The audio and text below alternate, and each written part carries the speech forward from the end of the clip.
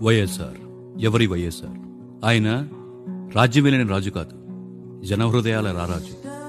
గతంలో గనుడు కాదు, భవితని శాసించిన మహాధనుడు. రాజకీయం చేస్తూ రాజసంలో నాయకుడిగా ఎదిగిన ధీరుడు.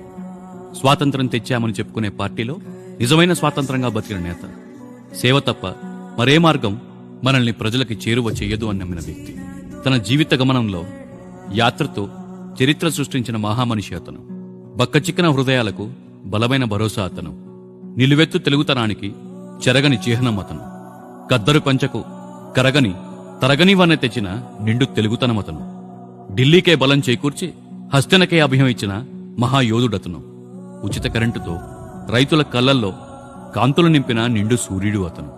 పేదవాడి గుండె చిల్లును పూడ్చి విధి వెక్కిరింతను వ్యతిరేకించిన పేదవాడి పెద్ద వైద్యుడతను.